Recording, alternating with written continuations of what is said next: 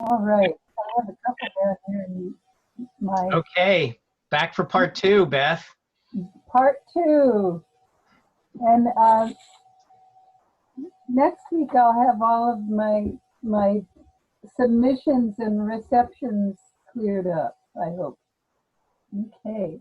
So let's look at this one. We'll pick up where we left off. So I'm going to start at, well, let's start in the order that you did them. So this is the logo applied to the letterhead. I spell my last name with a Z at the end. I thought so. My bad. Yes, yes. I'm sorry. I did that. Okay. So this is a beautiful, I really love the use of the thick and thin kind of calligraphic letter forms, and the G here is really nice. So let's just look in here and a little bit closer to. Let's take a look at that up close. So then there's a kind of stumbled stroke here that has a varying texture to it. And that one is interesting in conjunction with the firmer letters. It has this sort of a hand-drawn look to it, though the other letters do too. I've been looking at a lot of unsealed type calligraphy in the last couple of days, so I've been seeing a lot of those thick and thin strokes. I actually did that by hand and then put it into Illustrator, so right. It is. It's really nice. I was wondering about that. Yeah. Yeah, I really wanted, I never got very good at that. So that's a really wonderful thing to have in your skill set. Very nice.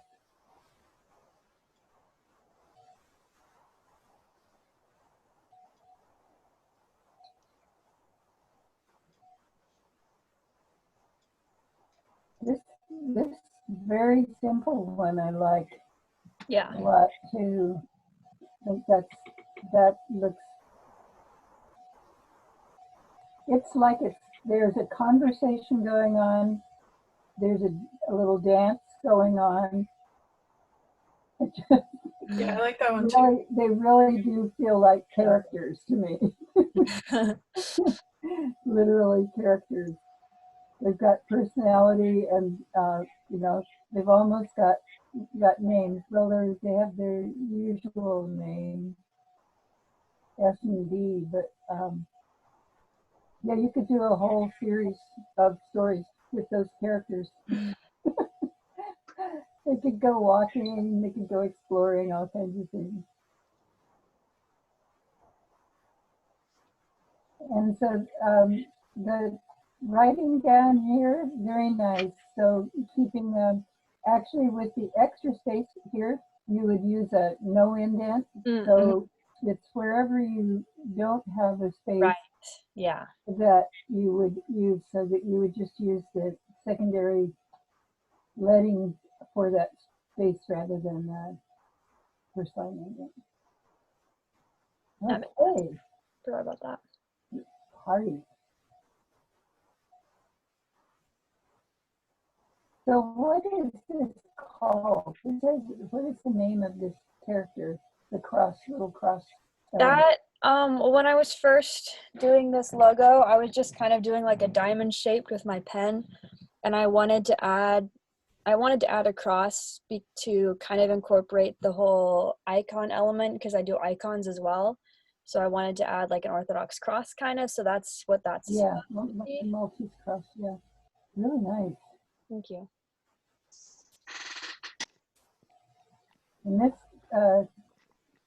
cross and calligraphy party down here is really wonderful.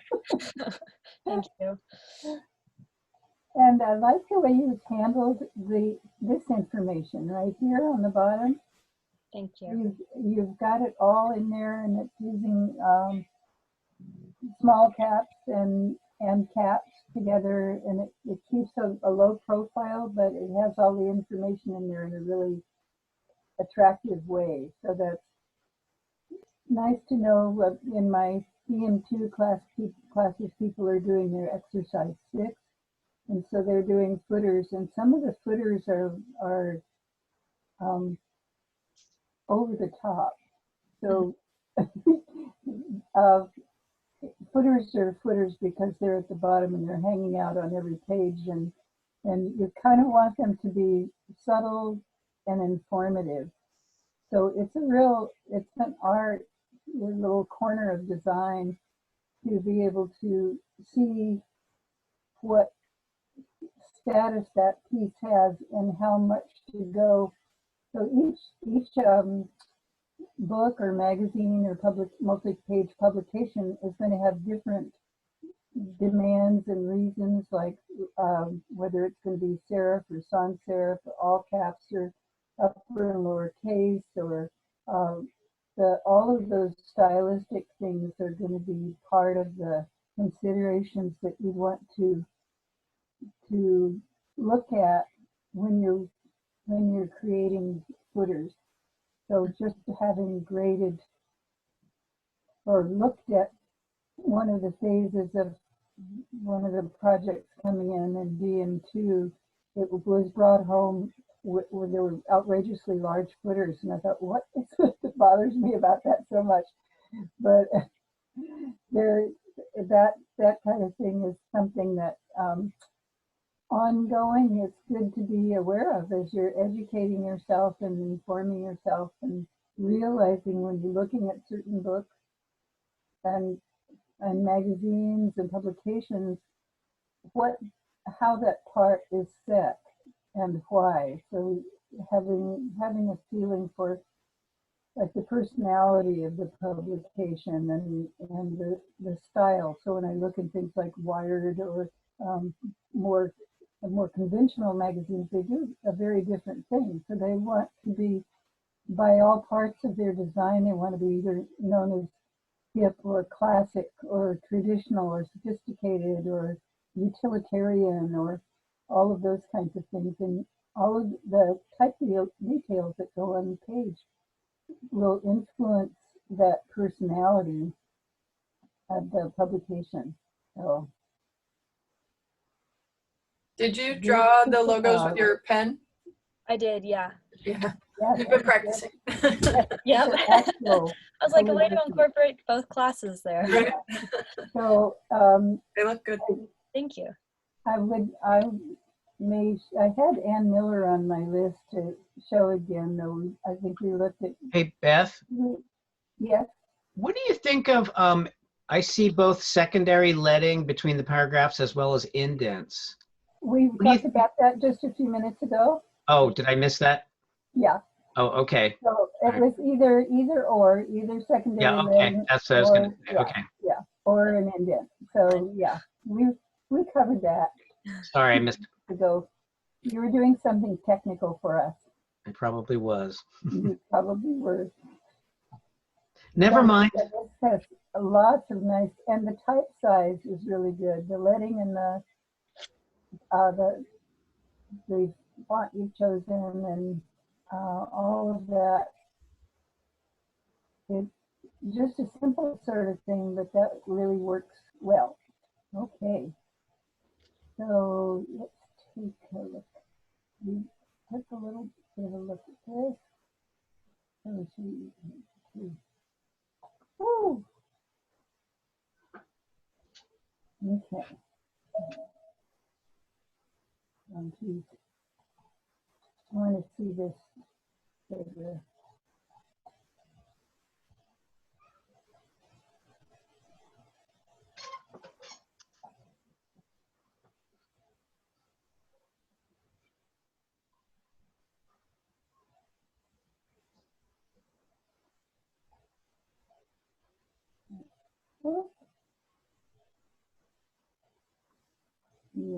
something like I like that. the bees. Yeah, they're really cute. I like it. I like the bees. Very, very fine bee. Question. Where it says web portfolio, is that supposed to be envelope? Because there's a business card and letterhead, and it looks. I was trying, like, I looked up the size of like what a web, because I saw on the assignment we should have options for like portfolio and business card and letterhead. So I tried to do the size for like a website. Mhm. Yeah, it's tricky because there's no real like size for a website, like there is for 8.5 by 11 paper or something. No, I just looked at it and it kind of just looked like, oh, that's supposed to be envelope because I see, Yeah. So we have to apply it to the letterhead, business card, and other. Right. I mean, it other looks material. perfect for an envelope because you've got your thing in the upper right left-hand corner. And anyway,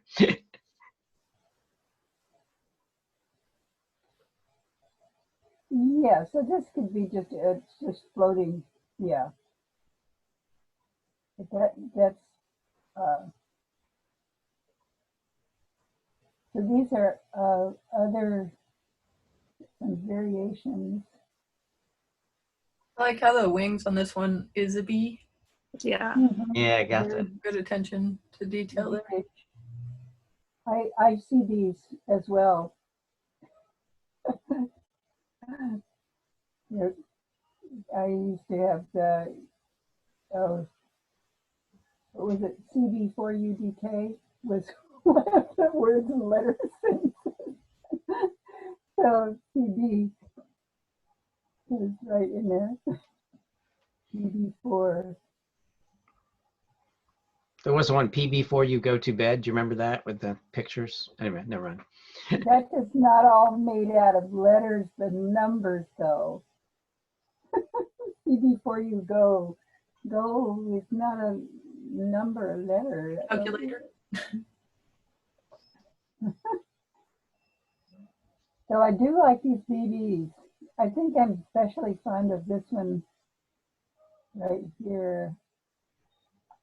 I'm curious about how it would be with a lighter stroke, though there is this wonderful spot in here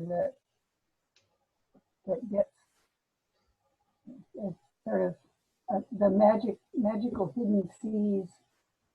Oh, let me mute myself. Sorry. And I do like the way that the pages, let me see if I can get these. These pages are designed. Also, when you have a lot of letting, the indent varies a lot. I was looking at this a lot because I was grading the DM2 stuff, and of course we were looking at magazines that are typically 10/12 with the 1p9 indent, and occasionally there is a 1 pica indent. So I've got Eileen Strisler's book here and measured that indent, and she's got a 1 pica indent. So it just depends on what your letting is, your type size is. And if possible, though, it would be really hard with this one. It is a 2-syllable widow, which Yeah, that's right. I forgot about that. a Okay. two-syllable widow, which takes it into another area. But sometimes, if it's something that's not going to be read quickly or be pondered, then that would be you probably get into the wording, because tracking wouldn't do it for that one. So it would be, that's one of those interesting problems. So that if you were doing something that was going out for a money project or something like that, then you'd probably try to tweak it a little bit. But it's not so noticeable when it's got that many, when it's got a longer word. Just wanted to. So, all right. And this is a really nice way to present this. the, the 3 pages like this. Very nice. And we've got, so be sure to put your name on things, the folders and files, so that when I have to look something up, I can find them. That would be, and I think this is, yeah. So Seth, are you here? Oh yeah, I'm here. Okay. So yeah, so that I want you to put your name on your folders and your files. Will do. Okay, I know you will. So this is the Lightning Coffee. It's a business design. And this is your business.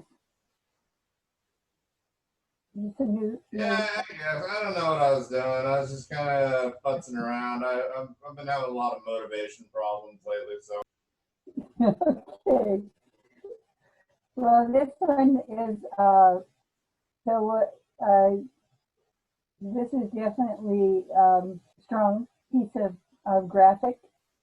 I would, for the business branding part, and I might have type tracking is good, but just a little bit, tiny bit looser there would be probably good to experiment with. But this one is working so nicely because it comes over and the G swings around and is talking to the E here and telling the E about how good the coffee is.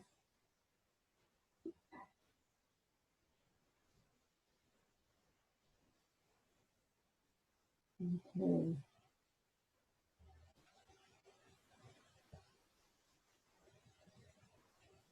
So this would be a good portfolio piece, but then your own personal design and logo would be the thing that you want to make sure you have kind of in mind for your letterhead and so forth, how it's going to look. And if it's going to be this bar here that's like this, your name and business branding as a sub,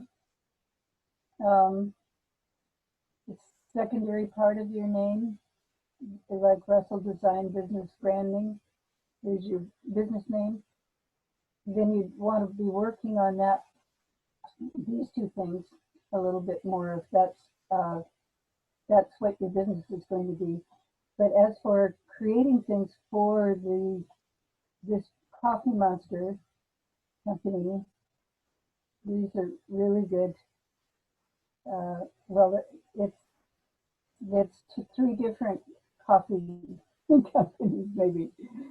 So, and you want to always spell check for any of our things and anything you send out to. So make sure that you spell check. But that is definitely, High Valley is really close to heavily. So that's something you want to do. And then again with the widows. So just recognizing things that are kind of, Like let a hat people know that maybe, I really like this hat, the I illustration. love the hat. The hat's really cool. Yeah. Yeah. This guy is the champion drawer. Been admiring this work for a while. Wonderful, wonderful art, imagery, and It's really good. great stories.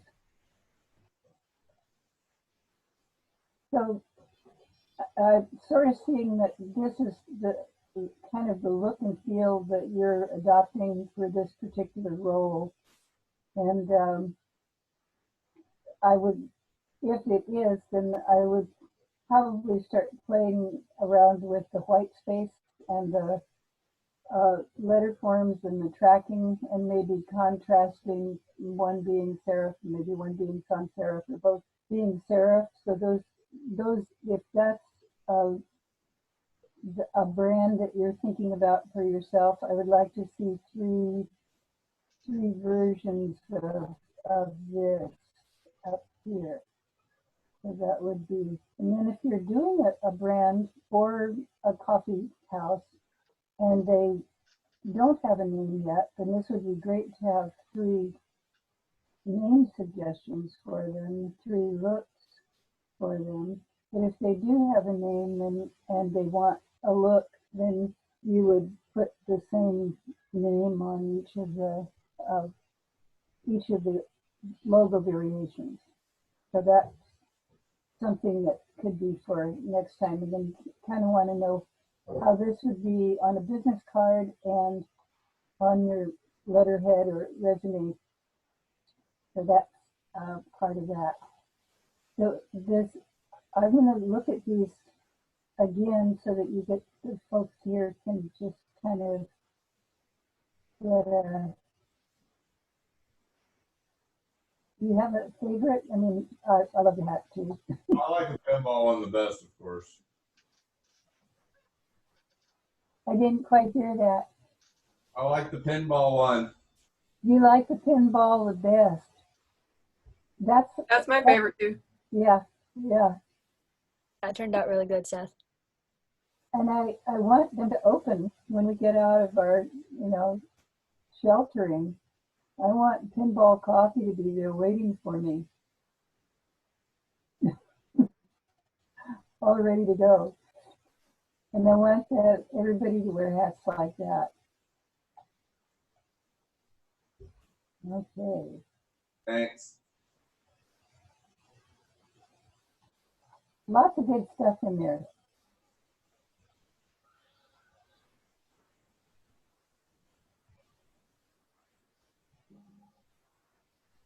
And so don't forget. So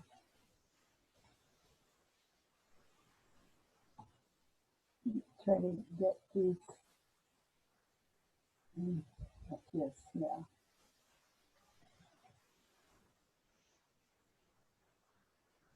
You can go from coffee to cocktails here. It's a beautiful page. I like these color combos. Mm-hmm. So this would be, it'd be nice to see this on different, there's the second version.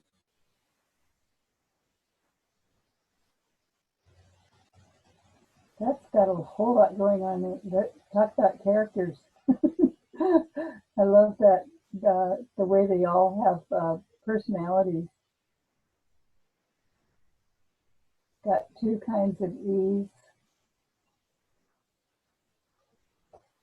That's really fun.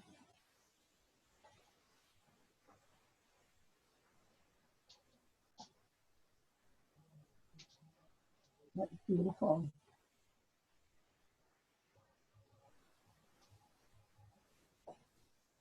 Are you doing these in DM5 as well? Are you working in DM5 right now? Michelle, can you hear? Hello. Hello. Hi. Are you working on your logos, and are you taking DM5 this semester?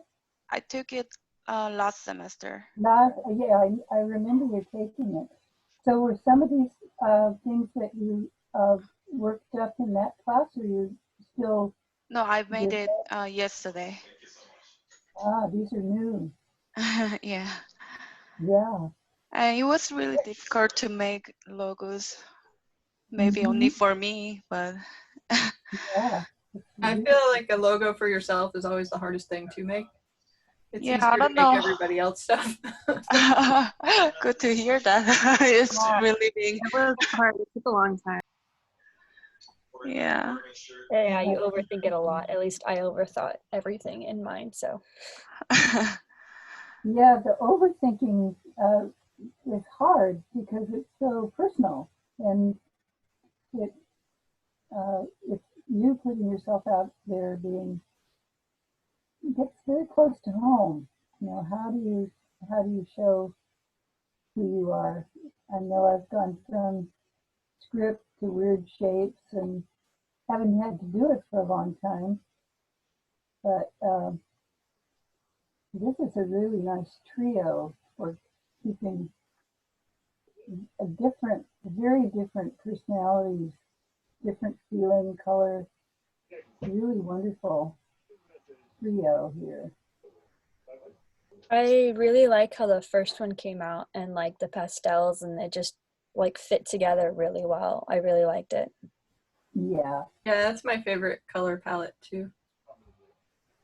Thank you. Yes, I like that one a lot.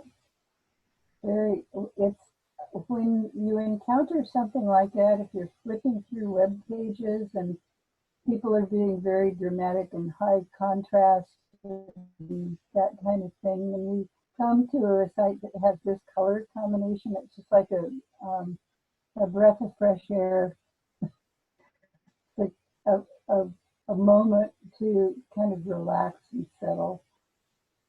Feels really welcoming too. So those are definitely all things to consider as part of that. Now, I think we did this is the what I was trying to get typographically down. Yeah, let's see. So these are all holds and presses and things like that in this Brazilian Japanese jiu-jitsu type of, I can't remember the Brazilian jiu-jitsu, and it doesn't want me to leave. So I took, while I'm waiting for the lollipop of doom to stop twirling, these were all, oh, here we go. You mean the spinning pizza wheel of death, don't you? No, I mean the lollipop of doom. We've already seen this. Okay. And so,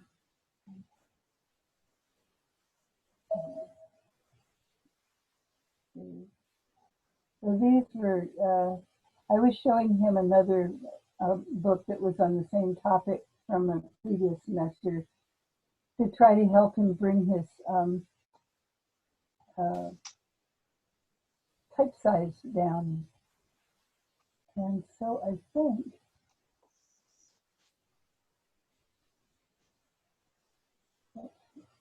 Test. Can you hear me? hmm? Can you hear me? Is my mic working? Yes. Oh, awesome. Okay. Hi.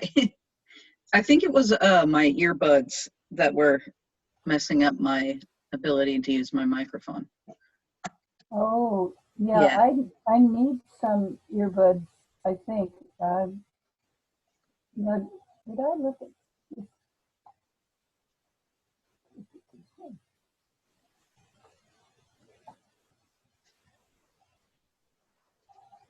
This is a very nice, this would be hard to choose between. So this Yeah. more classic.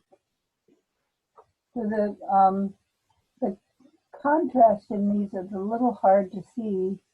Right Yeah. here. It was kind of more of an experiment. Yeah, I was just testing the blending modes over something pretty vivid and dark like the blue. So Yeah, it seemed to have worked a lot better with the top one because it's so solid. Mm-hmm. Hey, well, you don't know until you try. Yeah. So for this one, what I would probably do, and let me just, I don't know if I can do that with this. This is in Illustrator. So for a very round, tall, X height body text sans serif, you would want to, you could leave the lettering as it is, but just go down a point or so in the type size. And I can't get in there right now, but that would be the first thing to do, is just to reduce the type size so that you get readability going on with it. So it's a little Okay. more, yeah, so you can get to the beginning of the next line. So I just looked at a bunch of books on readability, legibility this morning, and we're going to be looking at a site that talks about it. And so that's one of the things, that type is fine and readable. Sometimes the sans serifs have the X height is so high that they take up a lot of their vertical space just by their very nature. And so this one looks very well proportioned. And so you can go down in the type size and just experiment with that and play with it and see what happens. I think it was a 12. I could definitely go down to a 10. Yeah. Yeah. Generally 12 is too large. And then I don't know if, I can't remember if I was thinking about this morning, because InDesign automatically does a 12 over 14.4. I mentioned that, and John was also talking about seeing something about somebody was talking about 14.4. It's a measurement that doesn't have anything to do with how we really do type, but that's something that if you're going in and looking at the lettering, and it's 14.4, 12 over 14.4. First of all, if you're doing a publication, a magazine, types are 10 points. So that's a big difference between 12 and 10 for body text. So probably for this, I would just for an experiment, if you might have it on your screen nearby someplace, but just to see what happens if you reduce the type size. Okay, sounds good. To the next, and you leave the leading like it is, and then see what would happen if you add a point of leading to that. If it looks too loose and airy or gappy, Yeah.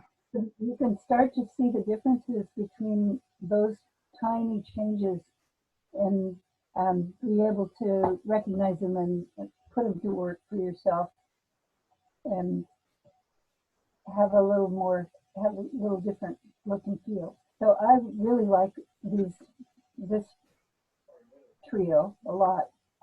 Thanks. The one that you did with the last project, or project one, was made the page, and especially with the drawing that you had in the background in project one, that was amazing, wonderful. It's very Thank subtle, you. and to some people they might think it's just a bunch of scribbling, but wait. One of I don't see Comic Sans here. I don't see that. What's going on? Comic Sans? No, we don't have Comic Sans here.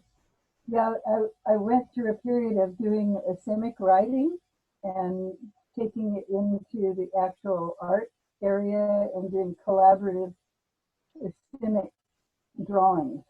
So it's asemic writing is basically writing that looks like writing but has no meaning.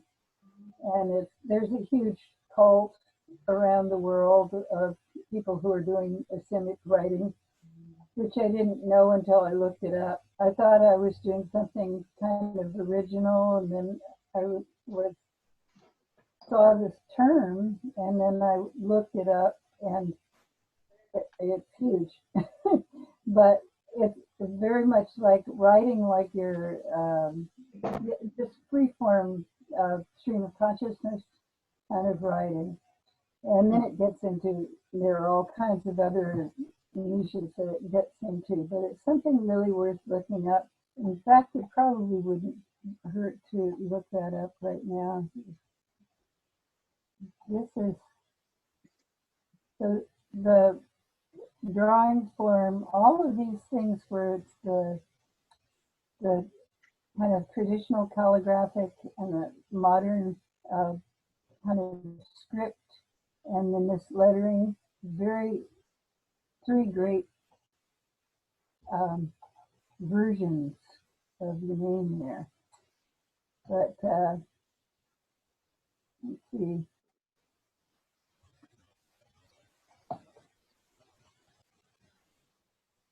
I might need Google for this one.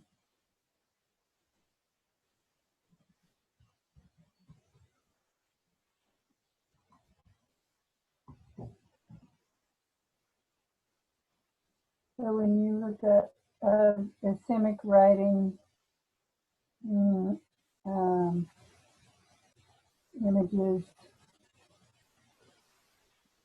so a while back I was, oh, here's a good one. These are all Islamic forms that are all different.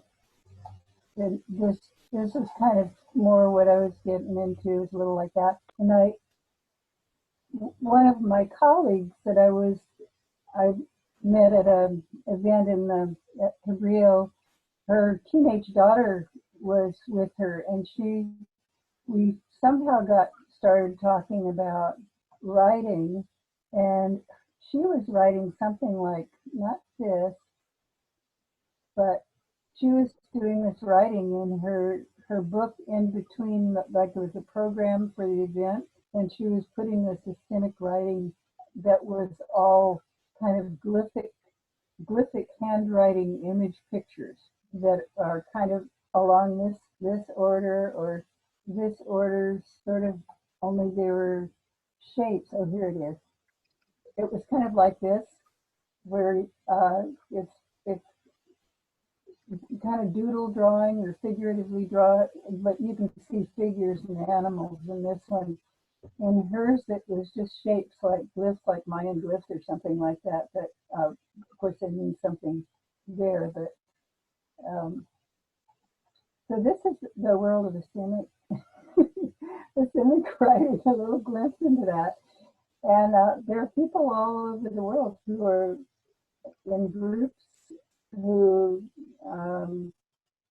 send this stuff back and forth and mess with it. So it gets into scripty stuff like that, where it just dances across the page and it feels like music.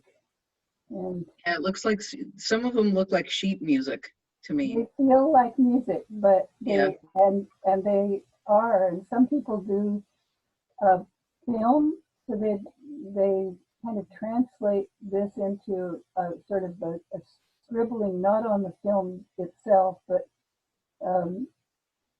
creating shapes that are nonsensical through different processes of video, and having them kind of dancing across the screen like, like that, that, that.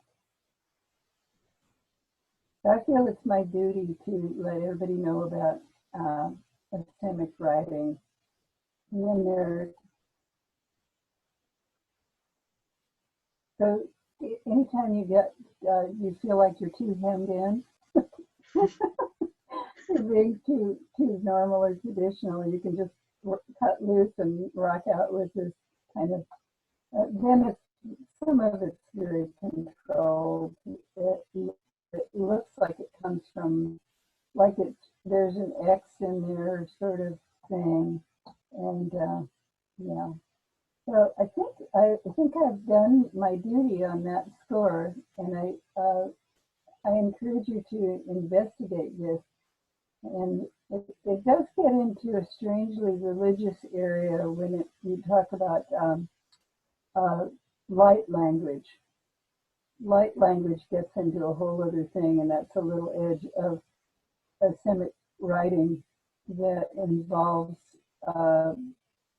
almost the speaking in tongues, but on paper. So it's kind of a cult. So Islamic art of writing. There you go. That's really cool. And see how nice these two lips together. Look at that. Look at that. They're joining the party, huh? Yeah. This be a rock star at the party right here. Yeah. So yeah, it's one of my duties to make sure that all of you know, at least to put it, if you're working on a crossword puzzle, you might find that in there. So, let's see. I feel like yes. Marvelous. Let me just get.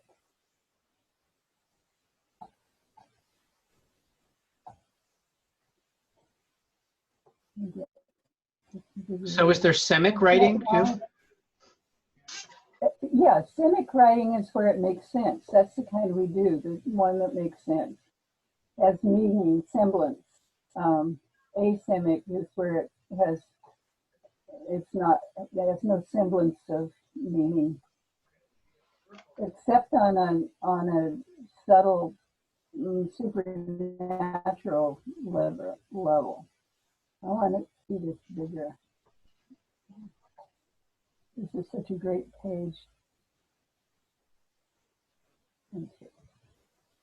Good, cool design. Really nice. I tried to do like it would be gold film on an actual business card, but I tried to do a sort of goldish gradient. Mhm. That's gorgeous. And you really want to pull in that widow right there. Yeah. Yeah, so all of you folks, notice your widows and absorb them. Though that particular word, in this particular context, if you were to notice it, I would then go in and make it gold. Yeah. Leave it there. And maybe even make it a little bit larger. So that it's something where it would be a variation on that. Like what I've been seeing lately is indents, multiple indents, for first line indents, where I wouldn't expect to see it in like a professionally produced piece. And then you realize that there's a reason for it. So for this one, this widow could be the golden widow, and it would tie into the color scheme. So I'm not telling you to get rid of it. I'm just telling you to dress it up. if you're going to see something like that. In fact, it might become a motif that you use when you end your. It would be a good thing to end your letters with. Yeah. With is a word you never end a sentence with, right? But now you're going to. So all of your the last word in your letters with trademark could be that it's gold and it's in gold. Okay. But we're going on to another world right now. So going on to a black and white world here. That's very professional looking. Yes, really great. These pages are really nice. Definitely portfolio quality pages for sure. I just realized I left the hex code up for pure red. Well, CMYK red. Oh. Even though that's from the first page. Okay.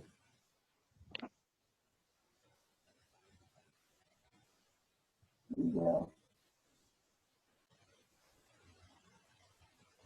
Oh, you mean this one?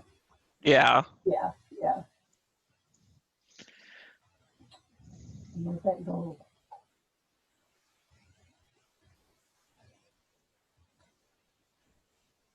I wouldn't ever throw that card away. If I got that card, it'd be, it'd be in my wall for decades. Or maybe I'd put it on the wall. So, Thank you. I just don't know if I like the black and red or black and gold better. well, you have time to think about that. Yeah, I can see what you mean.